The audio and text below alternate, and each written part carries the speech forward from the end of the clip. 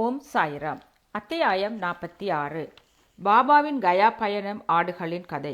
இந்த அத்தியாயம் சாமா காசி, பிரயாகை, கயா முதலிய இடங்களுக்கு பயணம் செல்வதையும் பாபா எங்கனம் அவருக்கு முன்னால் சென்று அங்கிருந்தார் என்பதையும் விளக்குகின்றது. மேலும் 2 ஆடுகளை பற்றிய பாபாவின் பழைய நினைவுகளையும் விவரிக்கின்றது. முன்னுரை. ஓ சாயி, தங்களது பாதங்களும் தங்களை பற்றிய நினைவுகளும் தங்களது தரிசனமும் புனிதமானவை. அவை எங்களை கர்ம தலைகளில் இருந்து விடுவிக்கின்றது.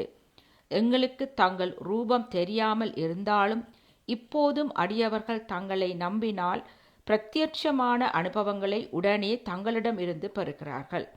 கட்புலனுக்கு தென்படாத சூட்சுமமான நூலால் தாங்கள் அருகிலும் தொலைவிலும் உள்ள பக்தர்களை தங்கள் பாத கமங்களுக்கு ஈர்த்து இழுத்து அன்பும் பாசமும் உள்ள தாயாரைப் போல் அரவணைக்கிறீர்கள்.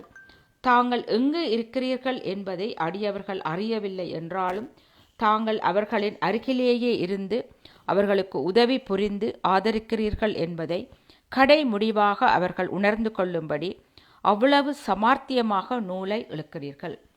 தங்கள் அகங்காரத்தின் காரணமாக புத்திசாலிகள், அறிவாளிகள், கற்றறிந்தோர் இவர்கள் எல்லோரும் சம்சார குழியில் விழுக்கிறார்கள். ஆனால் மிகவும் ஏழ்மையான சாதாரண பக்தர்களை தங்கள் சக்தியினால் காப்பாற்றுகிறீர்கள்.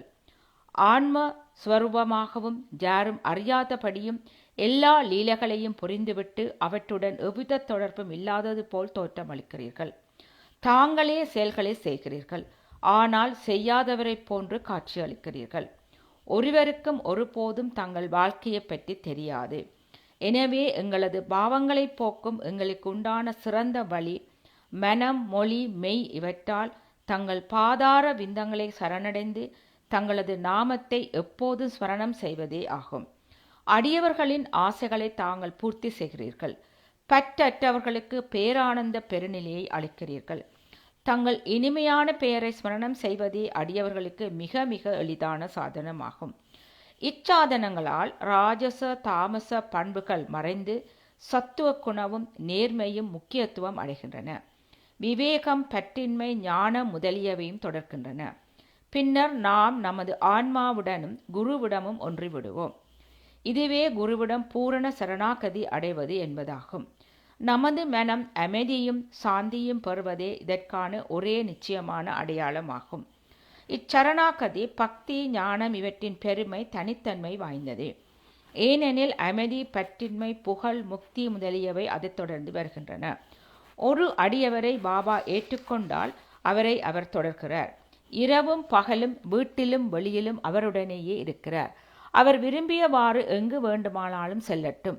அறிவுக்கு எட்டாத வகையில் ஏதாவது ஒரு ரூபத்தில் அவருக்கு முன்பாகவே சென்று பாபா அங்கு இருக்கிறார். கீழ்வரும் கதை இதை விளக்குகின்றது. கயா பயணம்.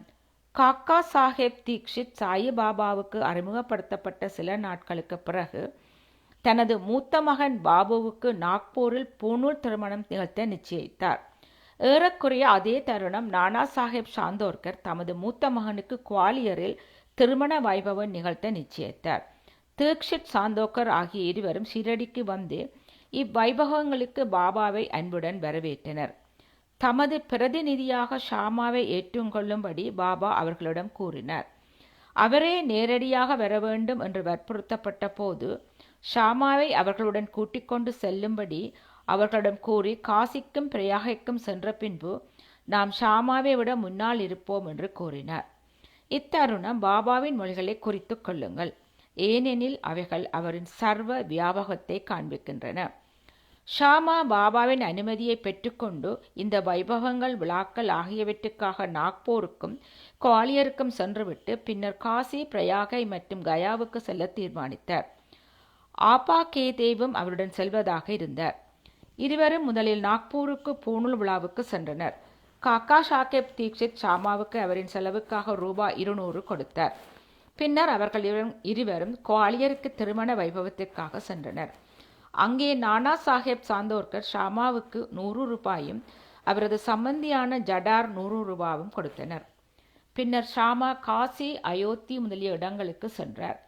காசியில் ஜடாரின் அழகான லக்ஷ்மி நாராயணர் கோவிலும் அயோத்தியில் ராமர் கோவிலும் ஜடாரின் மேனேஜரால் நன்கு வரவேற்கப்பட்டார்.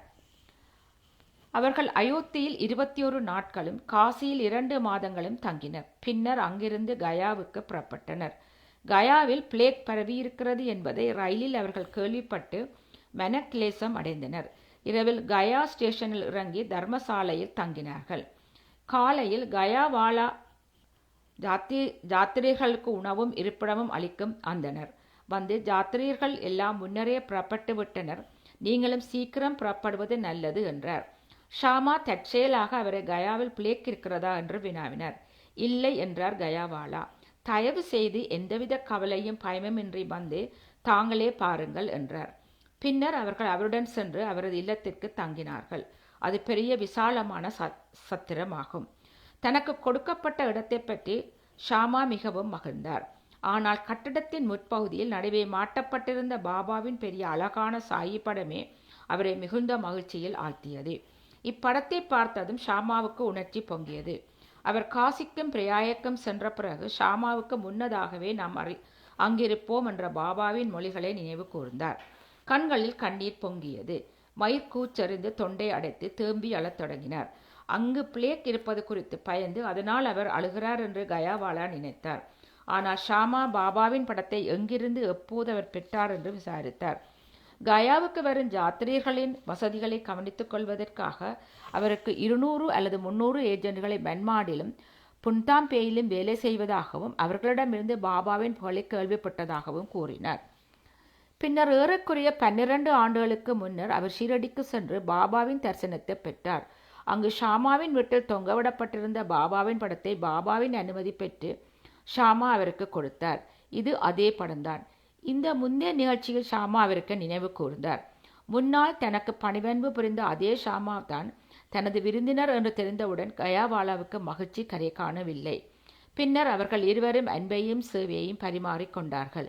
மிக மிக உற்சாகத்துடனும் மகிழ்ச்சியுடனும் இருந்தனர். கயாவாலா அவருக்கு சரியான ராஜா உபசாரம் செய்தார்.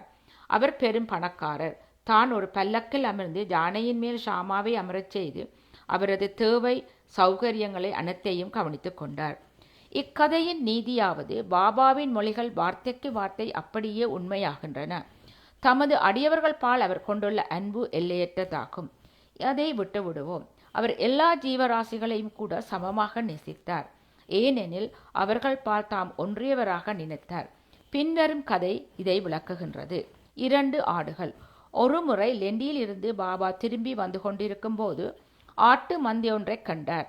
அவைகளில் 2 அவரின் கவனத்தை கவர்ந்தன. அவைகளிடம் சென்று அவற்றை தடவி கொடுத்து அன்பு செலுத்தி அவைகளை ரூபாய் 32க்கு விலைக்கு வாங்கினார். பாபாவின் இந்த செயலை கண்டு பக்தர்கள் ஆச்சரியமுற்றனர். இவ்வியாபாரத்தில் பாபா ஏமாற்றப்பட்டார் எனவும், ஒரு ஆடு ரூபாய் 2 வீதம் அல்லது அதிகபட்சம் ரூபாய் 3 அல்லது ரூபாய் 4 வீதம், 2 ஆடும் ரூபாய் 8 மட்டுமே பெறும் எனவும் நினைத்தனர். அவர்கள் இதற்காக பாபாவை கடிந்து கொண்டனர். ஆனால் பாபா அமைதியாகவும் மகிழ்ச்சியாகவும் இருந்தார்.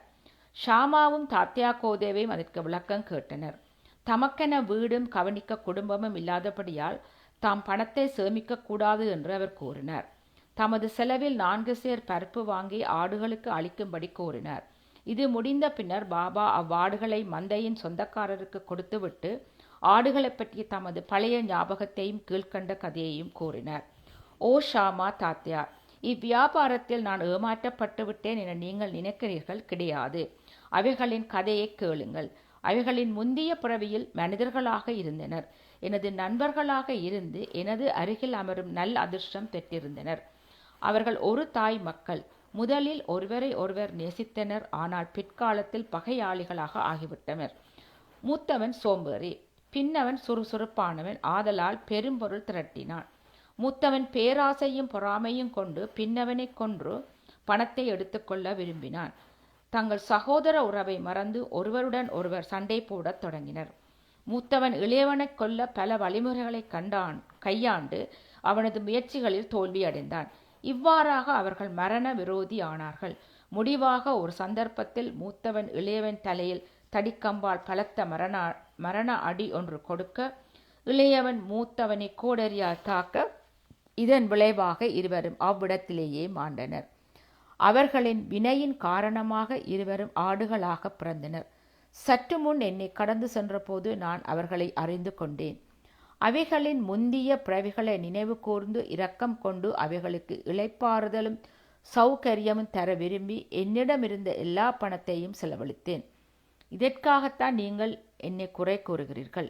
நீங்கள் என்னுடைய பேரத்தை விரும்பாததால் நான் அவைகளை மேய்ப்பவனுடனே திருப்பி அனுப்பிவிட்டேன் என்றார்.